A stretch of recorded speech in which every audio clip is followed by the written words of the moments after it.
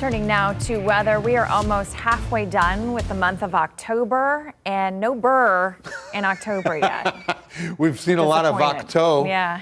but no burr. Yeah, No exactly sweater right. Now, there is definitely a cold front in the forecast. Don't know if it's sweater quality cold front, but it's going to at least be cooler. We're stuck in second summer. Let's get outside. Nice breeze off the Gulf tonight. At least the winds are picking up.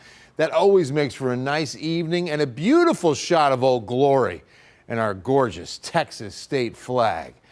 It is Monday night. We're clear and we're 79. So we finally dip into the 70s after a warm afternoon. Southeast winds moving near 20 miles per hour. That's maintaining that dew point over 60. So we definitely have some humidity. Highs today, lower 90s off to the east at Seguin, Gonzales. New Braunfels had 91. Along the Rio Grande, 91 to 92.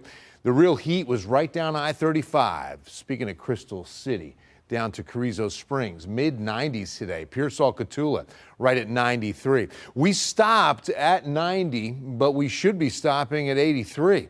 1991's record of 97 stays in place another year. This morning, 66 was pretty nice, close to average. Speaking of pretty nice, the work of Sonia Prusky with a beautiful sunset on the ranch. Good stuff. All right, so a few showers up across West Texas. Now, you can see it a little bit more in northern New Mexico. Some decent downpours over I-20. Then tonight up near Lubbock and Amarillo. But really nothing moving in our direction. There's a huge upper level low back to the west, kind of funneling a good amount of Pacific moisture, mid and upper levels, into the Four Corners and West Texas. Another good trough across the east. We're right in the middle with the high, and you can see that clockwise rotation. So as long as that high is on top of us, we don't have a weather change. So down at the surface is where this Gulf is definitely feeding us with more humidity. So the southeast winds we're feeling tonight, the dew points will be going up, and then you can even see by Wednesday night coming back down just a bit. So they'll be back and forth, but you're going to start feeling a little bit more humidity. Now, we could touch off a few sprinkles, not tomorrow morning, but watch here between, say, Pearsall and Eagle Pass, Carrizo Springs, maybe in the afternoon, couple of little sprinkles. Nothing up into San Antonio, no chance of rain for us.